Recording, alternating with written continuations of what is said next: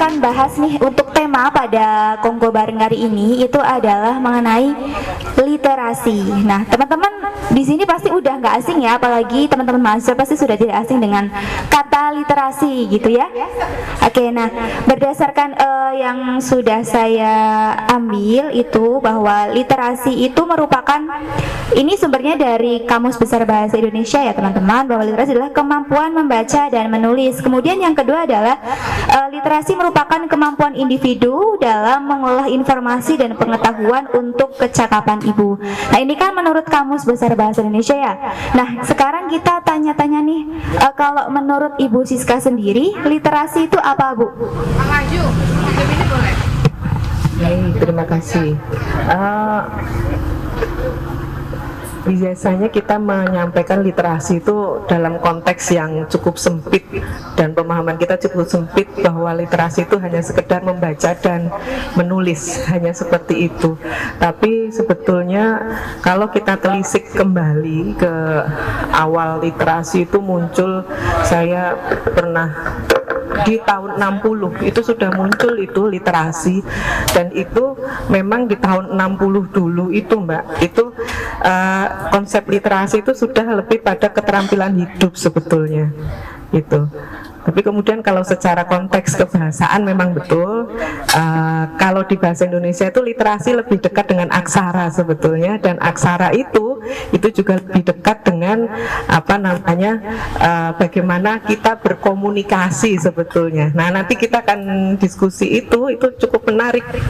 Saya juga ingin tahu nanti ini para mahasiswa bagaimana kita bisa memahami literasi ini tidak hanya sekedar membaca dan menulis, tetapi bagaimana kemampuan untuk mengkomunikasi dalam berbagai hal seperti itu. Itu pengantar mungkin dari saya gitu.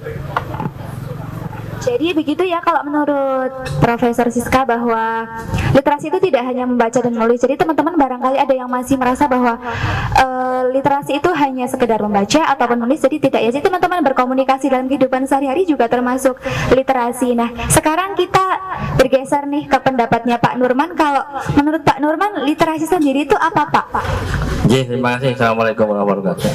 Jadi literasi itu menurut saya ya bagaimana caranya kita itu mencari ilmu, bisa dengan membaca atau hal yang lain, dan bisa mengembangkan atau menggunakan ilmu itu untuk kemampuan kita.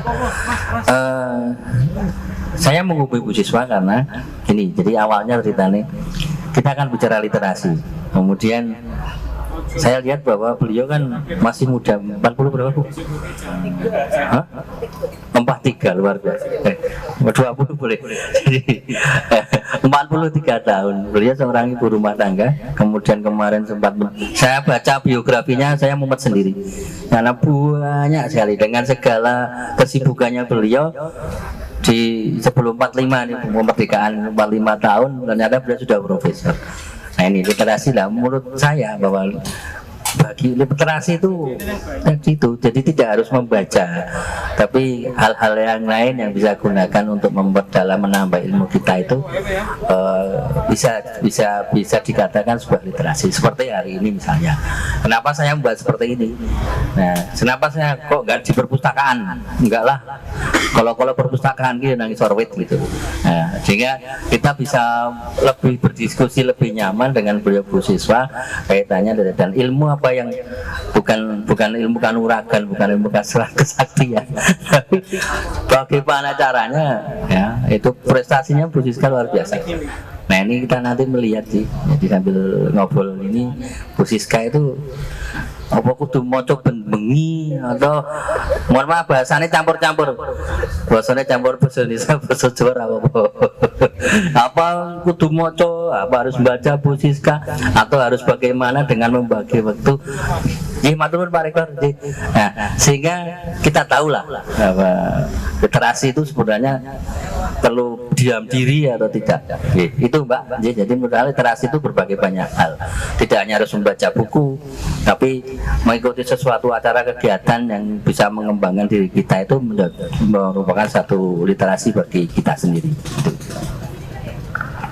Oke, nah kita kan udah bicara tentang literasi nih. Nah nanti akan ada pengulikan yang lebih dalam lagi, tentunya dengan bahasa yang santai, itu nanti akan dibahas bareng, akan dibahas lebih lanjut oleh Pak Nurman dan Bu Siska. Jadi nanti saya membersamai teman-teman yang di sana, begitu agar lebih enak ya Bu dan Pak. Jadi saya mohon nanti saya kembali ke sana dan nanti berbincang-bincang berdua antar Pak Nurman itu selaku Kepala Perpustakaan, pastinya itu sudah lekat dengan literasi, dan Bu Siska apalagi yang baru mendapatkan gelar profesor. Jadi silakan Pak Nurman dan Bu Siska. Kita lanjut. Ini saya Bu Siska karena beliau pejabat. Nah, nek Joko Mbak Siska rumunnya lebih muda. Ini Bu, jadi saya sampaikan bahwa ini kita ben santai. Jadi selama ini nih kita bicara ke aku mumet banget. Saya tapi kan beda ini. Kutub timur ini dengan kutub barat ini beda ini. Utara selatan kita Pak. Ini kutub timur ini saya temannya Mas Hendi nih. Ya temannya Mas Andi yang senengannya belasaan keluar. Nah, tapi beliau juga ternyata hobinya banyak. Hobi jalan, hobi anggrek, saya lihat, oh luar biasa. Masih bisa bagi waktu itu. Belum ada 45 tahun beliau sudah profesor, dan itu apa yang boso yang proses itu pada saat jadi WR1 ya Bu ya? Iya. Ya, itu luar biasa dengan kesibukannya beliau. Masih menulis berapa kumnya itu Bu Julvanita, kumi biru atau 500 600 nggak tahu itu.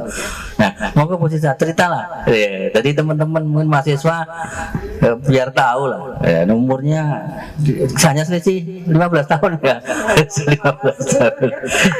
Monggo Bu, ngobrol santai aja karena ini kita konsepnya warung kopi.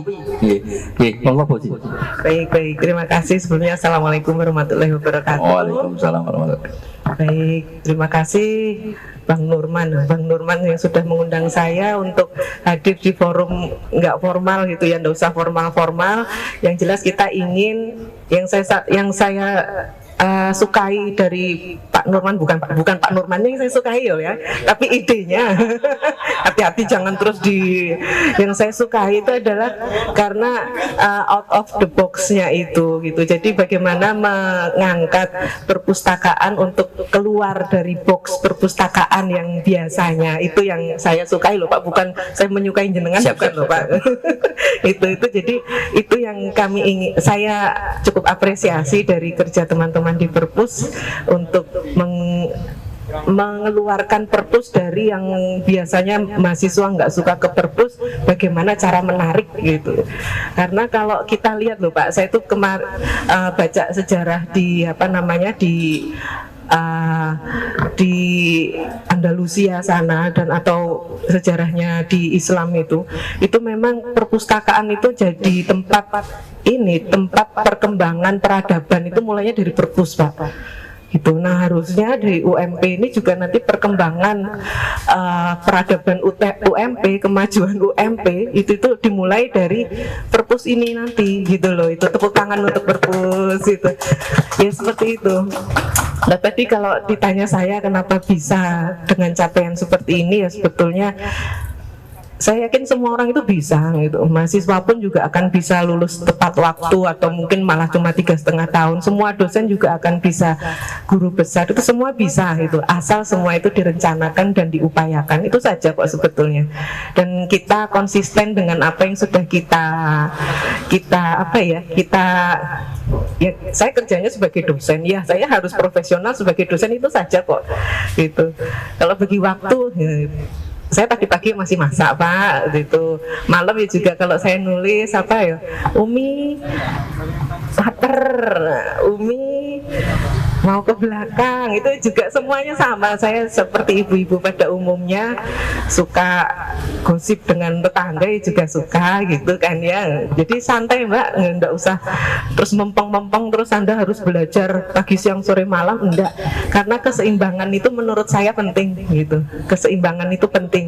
Dan di literasi ini juga kalau nanti baca literasi tuh Pak, literasi itu memang nggak cuma konsep membaca dan nulis saja, tapi bagaimana Anda itu atau kita tadi selain komunikasi toh Pak, itu ada namanya literasi media.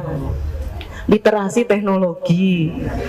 Kalau mungkin ada yang dari pendidikan enggak? Kalau ada yang dari pendidikan itu nama literasi itu juga ada di makanan kok, di pendidikan. Ada literasi sains, ada literasi matematika, ada matematika namanya numerasi. Banyak sekali istilah yang kemudian muncul setelah tahun 1960 itu. Itu konsep literasi gitu. Kalau saya tadi ya, kembali ke saya pribadi, saya nggak harus baca terus, nggak Pak. Tapi saya punya target. Nah itu, saya punya target 1 year 1 book. Pak Norman tahu buku saya ada berapa? Belum, ini saya kemarin sudah matur ke Bu WR sekarang, Bu WR kemarin dengan Pak Rektor, kalau bisa teman dosen yang sudah mencetak buku itu paling tidak 2 eksemplar Bu. Ya, 2 eksemplar sak judul, tapi bukan satu dosen. Tak tagih nanti Pak. Iya, nanti tak kasih, udah nggak usah ditagih, saya bawa kok. Kalau saya punya target 1 year 1 book. 1 tahun itu saya harus punya karya 1 buku, dan terbukti saya ada 7 buku gitu. Itu bukannya tapi saya hanya ingin menyemangati bahwa ternyata bisa gitu toh. Ternyata kita bisa, asal kita punya target, itu aja kok. Hanya kita punya target. Mahasiswa, oh ya, saya punya cerita, saya kan juga wawancarai award di LPDP itu. Jadi para mahasiswa S1, S2 yang mau ke S3 atau S1 mau ke S2 itu kan saya wawancarai.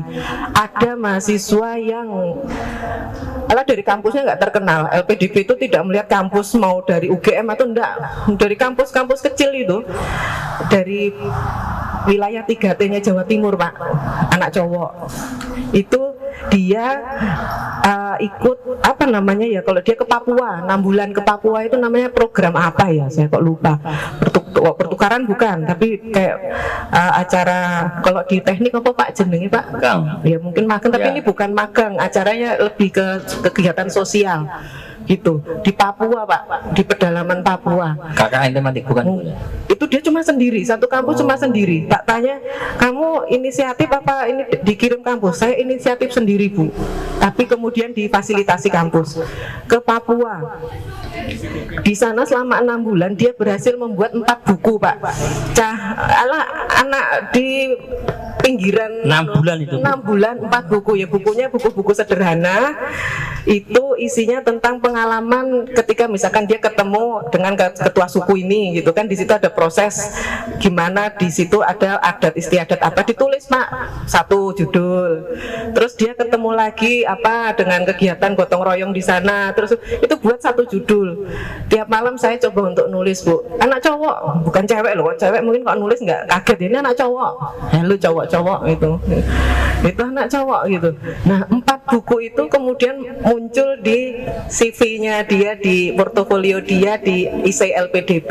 Lah kita kan sebagai pewawancara kan juga ya terkesan kan ya dengan kegiatan-kegiatan seperti itu. Itu maksud saya. Itu dia bisa loh nulis, mahasiswa masih S1, waktu S1 nulis 4 buku hanya dari kegiatan simple dia di Papua gitu.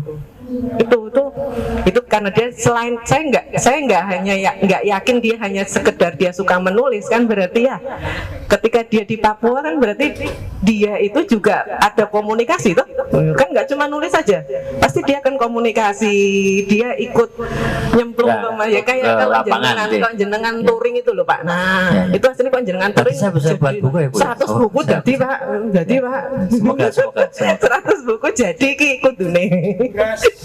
Ayo Pak Komandan ya, harusnya 100 buku jadi. Siap. Jadi kegiatan itu Pak, wah itu jadi inspirasi. Itu yang menurut saya bisa untuk jadi contoh itu toh, bagaimana para mahasiswa tidak hanya nulis itu terus nulis ilmiah saja, tapi juga menulis apapun dulu lah, nggak apa-apa. Saya dulu zaman S1 kuwi saya dikerjain kakak kelas saya pertama suruh penanggung jawab mading itu di FMIPA UNS itu. Jadi mading itu yang tanggung jawab saya, mulai dari isi tulisan terus menghias mading, itu tuh tanggung jawab saya waktu semester awal. Pertengahan itu saya digarapi lagi iki Pak, kon wawancara ke tokoh-tokoh di Solo. Oh ya. Zaman dulu itu. Bukan Pak Presiden ya? Bukan, Oh, zaman dulu saya nggak kenal. Pada satu kelurahan sama Pak Jokowi itu, rumah saya di Solo satu kelurahan itu. Itu saya suruh wawancara bawa, zaman dulu enggak, HP kan masih elek ya Pak, kita pakai tape recorder itu. Yang saya kaset deh. Iya, kaset itu saya digarapi, itu kan berarti saya digarapi kakak-kakak kelas saya, suruh datang, yo deg-degan Mbak. Coba kalau mbak-mbak semua atau mas-mas disuruh wawancara ke sopo kok ning kene ya Pak. Pak Rektor wae. Oh Pak Rektor gitu, Pak Rektor aja wis. Masih deg-degan masih. Deg-degan enggak kira-kira? Deg-degan no? Itu mau tanya apa bingung toh? Saya seperti kemarin ada tugas dari mana itu? Apa Pak? Mewawancarai kepala perpus. Mewawancarai 3 orang. Tuh, bayang mau apa katanya? Gini Pak, yuk meneng. Lah gini gimana? Perpus itu digital gimana? Jadi hanya muncul di depan saya itu 3 orang, munculnya 4 kotaan tok. Jadi ya benar itu Bu. Jadi harus latihan komunikasi itu benar itu tuh juga salah satu literasi gitu loh. Dan itu nggak akan kita dapatkan di bangku kuliah, yakin. Bangku kuliah ya dapatnya ya mata kuliah matematika itu. Ya. Kalau AIK itu mesti. AIK pun nggak harus dari bangku kuliah Pak. Tapi ketika nanti mbak-mbak semua terjun ke PKABA, lihat gimana kok guru-guru hanya gaji 300.000 kok yo iso urip. Kan itu itu kan AIK itu. Dengan mungkin kita yang tiap hari didapat sangu bulanan 300.000 kok ya ora cukup. Itu kan itu jadi itu literasi juga kita belajar dari mereka. Itu literasi memang luas sebetulnya, tinggal kita harus bisa menangkap apa kebutuhan kita itu. Seperti itu. Ya itu cerita kalau saya S1 itu saya digarapi sampai seperti itu. Di pelatihan jurnalistik ke Jakarta itu cuma disuruh datang naik kereta, habis itu harus ke UI, terus saya cuma dikasih surat sama kakak tingkat saya, kasihkan panitia Mbak ini. Ternyata isinya apa? Saya dinunut ke kos mama Mbak ini. Saking pokoknya datang aja ke sana. Itu pengalaman-pengalaman itu yang akhirnya bisa membentuk kita untuk bisa. Ya, kalau saya cuma belajar fisika ya saya tidak akan bisa jadi apa-apa, dan saya tidak bisa untuk mengatur waktu sampai seperti ini. Dulu saya termasuk kalau di rumah jarang tidur rumah Pak. Jadi saya zaman tidur masjid. Bukan. Kadang nginep neng kose di kegiatannya banyak banget. IPK saya lulus S1 juga nggak ada 3 kok. Betul. Itu ya 2,9an gitu loh. Kan zaman dulu juga IPK angel ya, tapi betul. Memang yang ada yang di atas 3 juga ada, tapi saya memang kegiatannya banyak banget. Itu kegiatan saya banyak sekali, tapi saya punya target. Saya harus lulus tepat waktu. Itu. Kadang kan kalau kita sudah banyak kegiatan lupa lagi gitu loh. Ya enggak gitu. Itu belajar banyak hal dari situ, terus kemudian itu jadi pengalaman hidup luar biasa sehingga saya bisa belajar mengatur waktu dari situ Pak. Ya, jadi literasinya banyak sekali. Literasi dikerjain. Kakak kelas itu literasi ternyata dengan dikerjain bisa ketemu tokoh, bisa nulis, menghias mading. Dikerjain ke Jakarta. Jakarta nggak ngerti tiket, jadi tahu beli tiket gimana mungkin. Nah, jadi bermacam-macam ya Bu. Jadi tidak harus dalam bentuk wujud buku bacaan ya. Jadi bisa berbagai macam hal, termasuk apa yang pernah diberikan, ditugaskan atau apa ya namanya, dan dibebankan terlalu berat ya. Itu bisa menjadi satu literasi bagi kita. Nah sekarang misalnya di Perpus UMP Bu, nah Perpus UMP itu kan gitu seperti itu. Nah kira-kira nih saya sekarang mencoba gini, mbok rapato nang Perpus. Rapat atau diskusi di Perpus, kerjakan skripsi di Perpus, atau diskusi tugas yang lain silakan di Perpus. Nah itu wujud dari memasarkan mengenalkan Perpus, atau tadi disampaikan bahwa memang dari zaman dulu itu Perpus menjadi satu sumber tempat awal peradaban. Nah, apakah hal itu juga bisa menjadi satu hal literasi purpose atau apa namanya, Bu? Iya, betul. Itu kan tadi literasi banyak sekali. Ada, Pak, saya sempat baca itu namanya literasi perpustakaan, itu juga ada loh, literasi perpustakaan. Jadi melibatkan ada karya fiksi maupun non fiksi, terus kemudian bagaimana kemampuan memahami, membedakan karya tulis itu seperti apa, terus ada katalog-katalog di perpus, itu tuh namanya literasi perpustakaan. Itu orang coba Anda masuk perpustakaan, kalau nggak pernah masuk, mumet Pak masuk itu. Iki mana? Ini nih cara mengklasifikasikannya ini gimana? Itu kan juga butuh literasi ya. Jadi kita masuk perpus itu juga itu belajar literasi, namanya literasi perpustakaan. Anda bisa mengelompokkan ilmu kita sains, ilmu kita ini, terus kemudian sains terapan, terus itu tuh kan literasi, kemampuan literasi. Dan juga tadi kalau seperti itu, cuma memang yang harus digarisbawahi, perpus itu juga membutuhkan suasana yang nyaman, Pak. Betul. Suasana yang nyaman ketika nanti akan digunakan diskusi dan lain sebagainya. Itu kalau saran saya itu tetap untuk bisa memastikan ada kenyamanan untuk para pembaca. Dicatat ini Mbak Emma, Mbak Juwanti ya, dicatat. Iya, sarannya ada, Prof. Iya, Siska mau ini. ada ruang diskusi, oke. Ada ruang ini, oke. Tapi yang harus dipastikan juga menjamin kenyamanan. Kan sering ya Pak, kalau di perpus jangan berisik, itu kan sering banget. Padahal kalau berisik belum tentu nggak nyaman. Itu kan jenengan. Diskusi itu kan diskusi, iya. Tinggal tempatnya, ada space mungkin di perpus itu memang digunakan untuk space berdiskusi.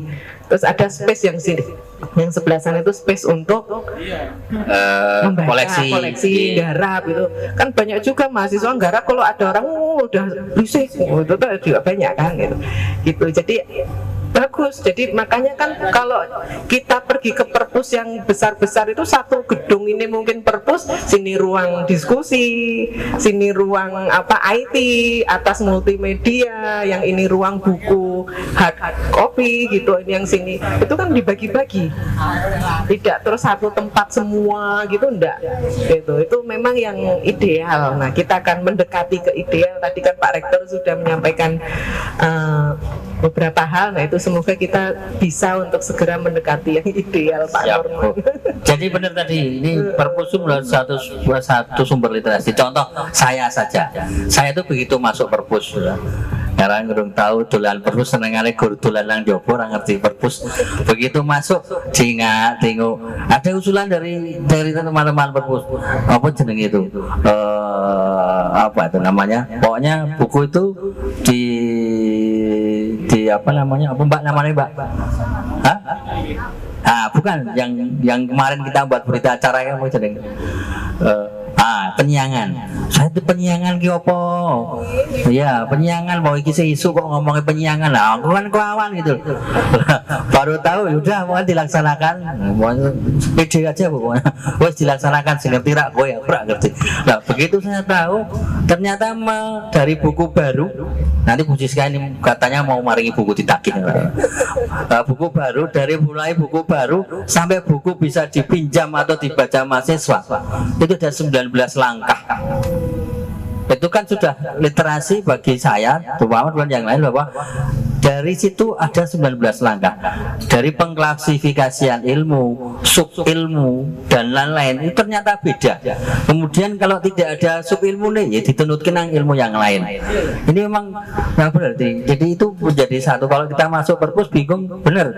Nah, contoh kasus lagi bahwa mungkin teman-teman yang mau literasi Bu, nek orang dikandani bukumu teknik sipil orang ngerti rae kok. Nah, padahal di teknik sipil ini klasifikasinya teknik, berarti tidak nomor sekian gitu. Jadi itu sumber literasi. Dan saya sing sipil jadi ngerti, oh buku ternyata yang ngolah yo angel. Tarani ya, perpus ki ming jagong teko absen nunggoni wong absen buku ya nunggu ndak. Ternyata banyak yang kita harus lakukan di situ untuk satu perpus. Kemudian untuk tempat tadi, ya. Jadi memang benar Bu, ya. Wong saya sendiri maca yo kancane berisik yo. Berisik yo. Enggak jadi baca, jadi malah ikut ngobrol. Nah, kasih ngobrol jadi ya bacanya lali mar maca apa gitu. Iya. Nah, jadi itu tadi memang kenyamanan ya. Untuk perpus kan Perpus itu harus kenyamanan. ya, Itu kenyamanan kunci. sehingga kenyamanan, kemudahan berarti ya. Jadi Pak Rektor ngendika bahwa kalau yang arah digital itu ditambahi atau diperbaiki. Ya emang ya sekarang kan eranya digital. Kemudian gini Bu Siska itu tadi target one year one book ya. Iya.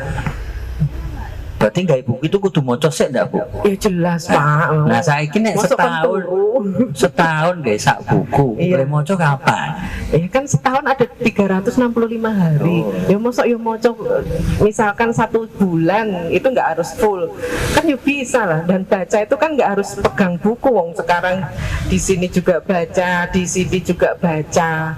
Diskusi itu kan juga proses membaca. Ikut seminar juga itu juga yang namanya membaca itu kan banyak. Zaman dulu waktu ayat pertama turun itu apa, al-alaq ikro bismi rabbikal ladzi khalaq, kan kita sudah ada perintah membaca. Nah terus yang namanya membaca itu pada zaman dulu kan Nabi itu nggak bisa baca, jadi bukan terus yang disebut membaca itu ya terus membaca, bukan gitu loh. Itu sudah ayat pertama yang diturunkan dulu itu sudah perintahnya membaca.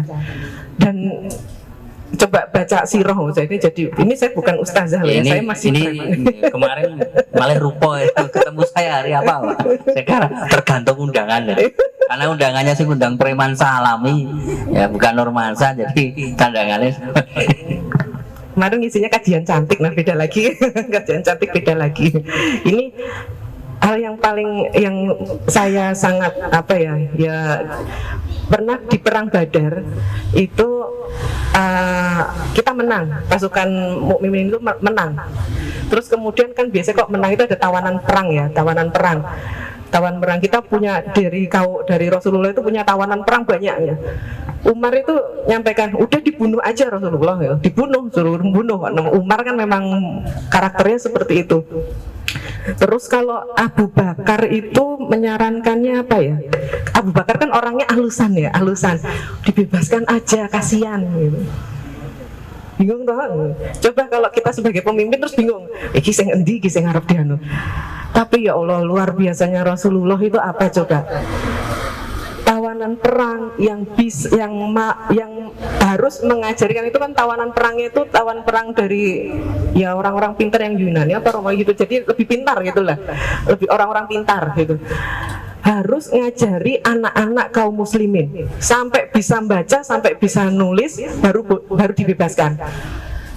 Bayangkan waktu zaman dulu, zamannya Rasulullah, kok ya kepikiran tawanan perang kon ngajari dulu loh Pak. Kan berarti kan zaman dulu itu sudah Rasulullah itu punya pemikiran yang sangat maju bahwa harus meninggalkan umatnya dalam keadaan pintar gitu loh, bisa baca tulis. Itu tidak dibunuh versinya Umar, tidak langsung dibebaskan dengan versinya Abu Bakar, tetapi diminta untuk ngajari, bayangke. Itu ketika perang Badar. Dan memang kita kalau baca sirah kan ya luar biasa itu namanya. Terus kemudian zamannya Utsman bagaimana semua itu harus Al-Quran harus disimpan dengan baik. Itu kan sebetulnya bahasa sekarang perpus toh Pak. Iya, disimpan dengan baik. Kenapa? Nanti kalau yang para hafid Qurannya itu, yang para penghafal Al-Quran itu meninggal di jihad itu, lah terus siapa yang meneruskan Al-Quran? Sampai pikirannya zaman dulu itu sudah seperti itu. Makanya terus kemudian perpusnya Islam itu di Andalusia, terus kemudian zaman-zaman kejayaan Islam itu luar biasa, memang diakui. Universitas pertama itu juga orang Islam yang buat, itu juga sangat diakui karena memang kita itu sebetulnya umat yang memang dilahirkan untuk memegang peradaban ini dengan pengetahuan, dengan literasi.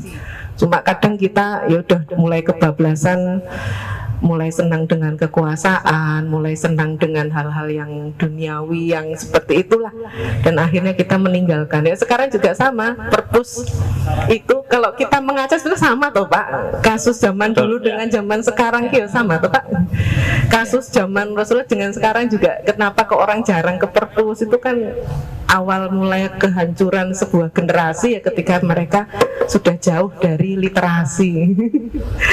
Ya gitu, itu kalau yang saya baca ya seperti itu Pak. Kalau saya tuh suka dengan hal apa, bacanya juga bukan fisika tapi baca hal-hal yang seperti itu tuh saya suka Pak. Di luar keilmuan ya Bu ya? Iya, di luar keilmuan itu saya suka gitu, saya suka. Jadi disampaikan bacanya orang menang buku, ada pakai handphone, Iya, pakai lain betul. seminar. Sehingga ini wujud literasi kan bermacam-macam. Betul. Ya, tapi perpustakaan sebagai pusat ilmu, pusat peradaban memang harus. Iya. Nah, seperti tadi disampaikan bahwa yaitu kalau yang menciptakan atau membuat ilmu itu mohon maaf nanti sudah tidak ada, berarti tinggalannya dalam wujud adalah cetak. Ya, Al-Quran itu kan dulu diperintahkan ditulis dulu, Iya. baru dikumpul-kumpulkan. Pada saat zaman Nabi kan belum ada Al-Quran tertulis. Dan disampaikan tadi bahwa Nabi itu nggak bisa membacanya. Bisa. Cuma tawanan perang itu loh. Tawanan perang itu kan ngajari moco, padahal yang meminta itu raiso moco. Nah ini kan sudah cukup yang luar biasa bahwa literasi atau pemahaman ilmu, pengenalan ilmu kaitannya dengan baca tulis itu memang sudah dulu dan sudah memang itu benar bahwa kalau kita nggak mau literasi ya hilang. Ya, mungkin perpus kita maksudnya sama tadi, kira-kira enggak mau baca itu ya. Jadi Ya tinggal coba pengunjungnya berapa, coba di statistik ya, aja Pak, pengunjungnya ini ya, berapa. kita sedang mencoba merekod ya statistik atau kunjungan dari teman-teman itu, apakah ada peningkatan, Betul. ada penurunan, atau kalau kita lihat memang hari-hari tertentu dari Selasa, Rabu, Kamis, Senin sama Jumat sepi. Nah itu kemudian sore juga itu. Nah itu sehingga tetap perlu bahwa untuk satu perpustakaan itu menjadi satu tempat yang memang harus dikunjungi kaitannya dengan buku. Karena tempat bukunya kan tidak hanya buku pelajaran. Iya. Di perpustakaan, kalau perpustakaan SD sampai SMA kan buku pelajaran, kalau kuliah kan tidak nih. Iya, jadi kuliah itu bukan buku pelajaran aja. Jadi literasinya macam-macam nih tadi Bu Siska. Itu tadi satu one year one book. Nah, mocone ternyata lewatnya warna-warna, Iya. lewat internet, lewat seminar, mungkin sambil masak ya moco handphone asal gosong gitu, dan hal yang lain. Ini sangat luar biasa ya. Jadi wujud literasi itu tidak kaku ya Bu ya, intinya tidak kaku ya, tidak harus ilmunya. Jadi sampaikan ilmunya fisika nih, mocone warna-warna. Nah tadi termasuk sekarang pengabdiannya kayaknya dengan santri nama Bu. Iya, pengabdian saya cukup banyak. Yang pertama dulu pernah di SMP Muhammadiyah Kutarjo. Itu saya ini Pak, idenya itu cuma misalkan ada polusi itu polusi air gitu. Siswa itu kan opo. Nah, itu tuh saya pakai namanya STEM, pakai teknologi sederhana, pakai areng kan kalau itu ngajarkan ke siswa seperti itu. Nah, karena itu SMP Muhammadiyah, terus saya pakai namanya pendekatan Al-Maun. Al-Maun itu berarti kan bagaimana kita memberikan manfaat kepada orang lain. Nah, itu saya coba kolaborasi antara dua itu jadi sebuah model pembelajaran STEM berbasis Al-Maun. Itu dapat hibah juga. Nah, terus kalau di santri juga saya mikirnya itu kan itu berarti kita harus melek lingkungan juga tuh Pak. Di santri itu saya mikir ini, cah santri itu kan pengen misalkan praktek di sini, praktek di lab teknik sipil, lab fisika, tapi kan mereka keterbatasan akses untuk datang karena harus di dalam pondok terus toh. Nah, akhirnya saya bagaimana mendatangkan lab itu secara jarak jauh, itu namanya remote laboratorium gitu di sana di Santri Jono, macam-macam. Terakhir yang di SD ini karena SD Luano gitu kan ya, terus banyak siswanya yang daerah rawan longsor itu, saya membuatkan sangat teman-teman di prodi itu membuatkan alat deteksi longsor sederhana aja, enggak yang mahal kayak kalau Pak Nurman sama teman-teman teknik sipil, enggak, yang sederhana buat mengenalkan ke anak-anak SD. itu namanya apa ya, deteksi longsor pakai aplikasi Blink itu, udah ya lolos lagi hibah. Kan lewat seperti itu dengan hibah, yang pertama saya dapat buku, saya juga bisa nyumbangkan itu kepada sekolah. Intinya ke sana. Jadi saya ingin menyumbangkan sesuatu, tapi cara saya seperti ini. Saya nggak bisa datang terus ngewangi, usung-usungi, saya nggak bisa gitu kan. Saya ngewanginya caranya dengan mencarikan mereka hibah-hibah, terus kemudian saya berikan kepada mereka gitu Pak. Ini Bu Cis saya sudah menciptakan literasi bagi anak SD, anak-anak SMP Muhammadiyah yang nggak tahu bencana dulu. Tahu awalnya kan dari bencana, lalu ada alat ya EWS atau apa, kemudian tadi sampah ya Bu ya, sampah cara deteksinya gampang, ternyata pakai areng. Nah ini Bu Cis kan memberikan satu literasi ya kaitannya dengan deteksi sampah yang cukup sederhana. Ini saya kira dengan seperti ini kan literasi jadi lebih berkembang ya Bu. Jadi sudah di awal disampaikan bahwa ya itu tadi ternyata apa yang dilakukan Bu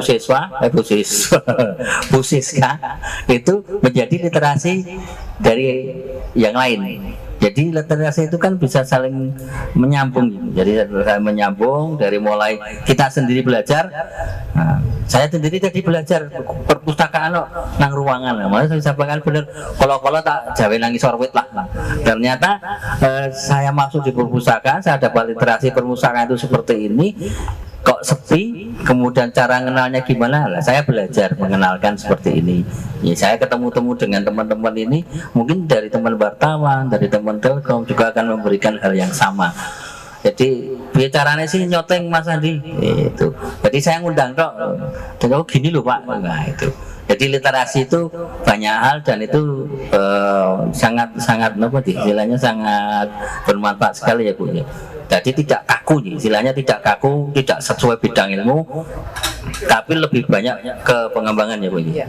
Dan sekarang penelitian sekarang tentang literasi itu bagaimana memang meningkatkan literasi anak sekarang itu beda dengan dulu. Jadi memang itu jadi penelitian sekarang Pak. Bagaimana mendidik anak untuk mau berliterasi itu sekarang malah jadi penelitian gitu. Jadi bagaimana agar anak-anak mahasiswa mau ke perpus itu kan juga butuh cara. Nah itu kalau mungkin ada yang kuliah di S1 atau D3 perpustakaan pasti akan jadi topik penelitian mereka gitu. Bagaimana membuat kegiatan perpus, desain perpus, ya Mbak Emma sama Mbak Juwati. Ya Mbak Emma kan pasti dulu waktu kuliah kan belajarnya tentang itu ya, bagaimana menata, tidak hanya menata tapi bagaimana mendatangkan itu, ya itu ada ilmunya mesti Pak gitu.